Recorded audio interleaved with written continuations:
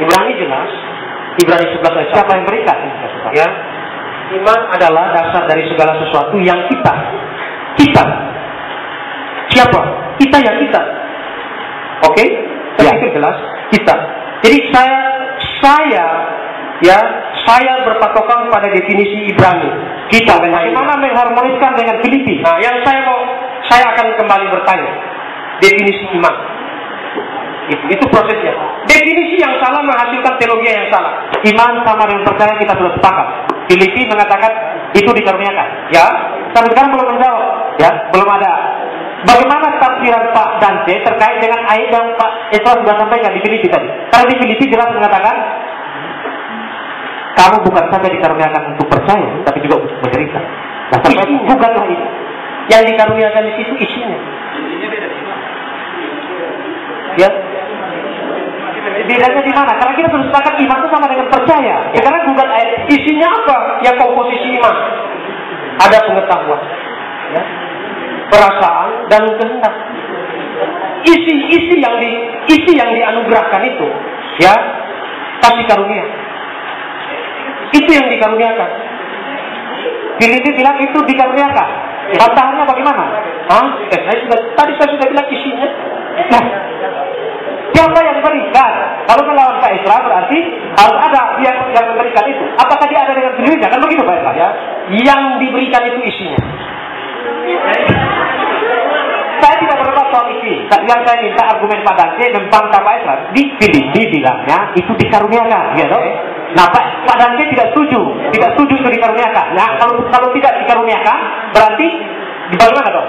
Saya bantah dengan Ibrani 11 ayat 1. Oke Pak Esra, Silakan jelaskan Ibrani 11 ayat 1. Terpaksa kita harus mundur sedikit ke belakang. Karena kalau mulai ke Ibrani, saya pikir sudah kita membuat definisi baru. Karena kita sepakat tadi iman adalah percaya, ya. Saya berikan ke Pak Esra dulu.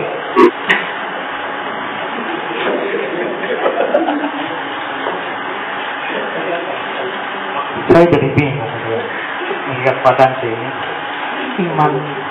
Iman dengan isi iman itu. Kalau isi iman itu adalah dia bedakan, lalu menjadi pengetahuan, kehendak. Terus imannya apa? Kulitnya. Oh, yang kita sebut dari tadi tentang iman, semua kepercayaan di dalamnya menyangkut percaya Tuhan terus sama dari pikiran, dari perasaan, dari kehendak, semua itu yang kita maksudkan dengan iman. Jadi kalau itu yang dimaksudkan, itu yang disebut iman. Nah itu dikaruniakan. Kan dari tadi ya, dia beralasan Ibrani 11 ayat 1, iman adalah dasar dari sesuatu yang kita percaya, tekankan kita. Apakah sekarang kita di situ membantah apa yang saya katakan? Sama sekali tidak. Saya percaya yang percaya kita. Tapi bagaimana kita bisa percaya? Bagaimana kita bisa beriman? Ada sesuatu yang berbeda yang dikaruniakan. Itu yang disebut dalam kita. Saya bisa saja memberikan lagi. Coba Pak Adi tolong baca Matius pasal 16 ayat 16 17. Matius 16 ayat 16 17. Maka jawab Simon Petrus, engkau adalah Mesias anak Allah yang hidup.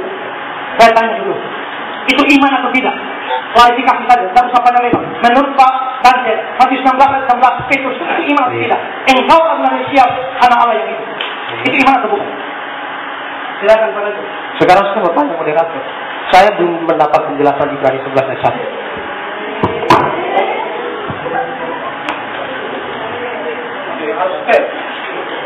Penekanan menurut Pak Esra, penekanan Pak Dante adalah penekanan kita. Tapi di situ kata percaya ya, karena sama sekali tidak mengalihkan apa yang tadi sudah disampaikan oleh Pak Esra di Filipi 1.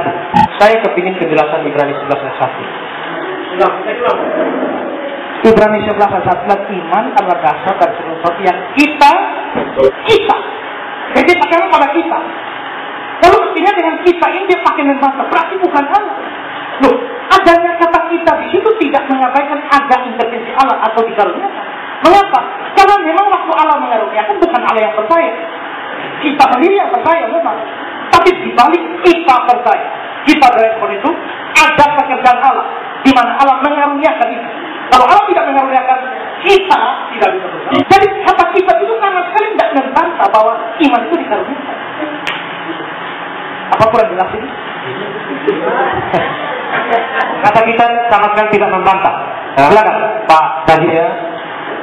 Jadi ya tetap tadi permintaan tentang iman ya. Iman sinonim dengan yakin atau percaya. Sudah ada. Tadi saya sudah jelaskan. Dan sudah.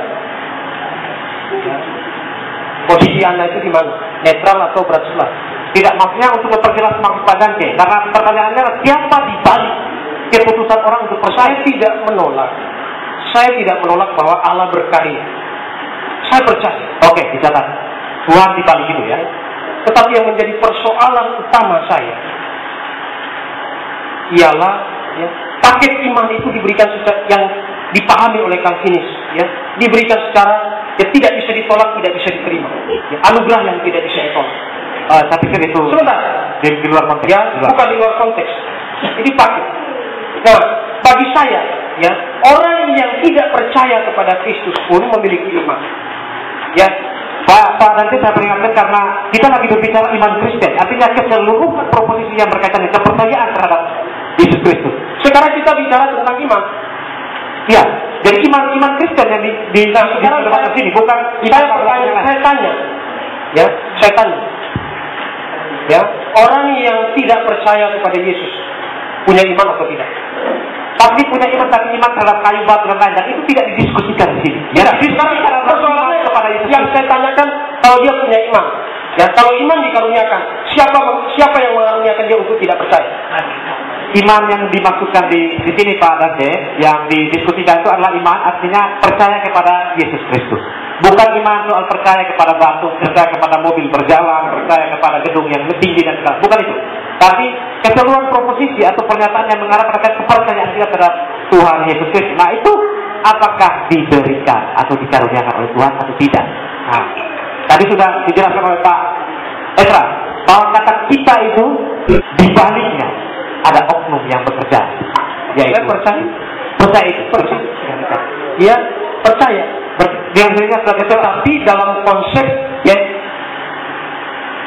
konsep paket iman bulat-bulat di karunia saya tidak mengakui. Iman itu respon. Tetap saya pada pendirian iman itu respon manusia. Allah memang bekerja dalam iman manusia. Ya, Allah turut bekerja dalam iman manusia, turut bekerja. Tetapi iman itu adalah respon manusia. Tidak ada manusia yang merespon Injil tanpa iman. Baik, betul merespon? Merespon. Saya sama sekali tidak, dan Calvinis tidak pernah memakai iman dikaruniakan untuk menganulir iman adalah respon. Sekarang saya coba Pak ya, saya mau tunjukkan bahwa respon tidak bertentangan dengan iman dikaruniakan. Matius 19 ayat 1 ya, ayat 15 ya. Lalu Yesus bertanya pada mereka, tetapi apa katamu, siapakah aku ini? Maka jawab Simon Petrus, engkau Mesias, anak Allah yang hidup. Itu iman tidak. Lalu Petrusnya berespon atau tidak? Itu respon Petrus atau bukan? Dua, itu iman atau bukan? Kedua, itu respon Petrus atau bukan? Sudah poin satu. Apakah iman atau tidak, dan apakah Petrus merespon atau tidak terkait dengan kasus itu. Saya pikir mungkin ini sudah berjalan, tapi kalau kita tetap stagnan pada soal tadi berani ya, tak ada fakta di dalam Alkitab lagi yang diangkat. Mungkin Pak Dante saya beri kesempatan untuk merespon hal ini. Kedua pertanyaan ini. Iya. Ya. Di ayat selanjutnya dikatakan. Sebelum ayat selanjutnya itu. Ya.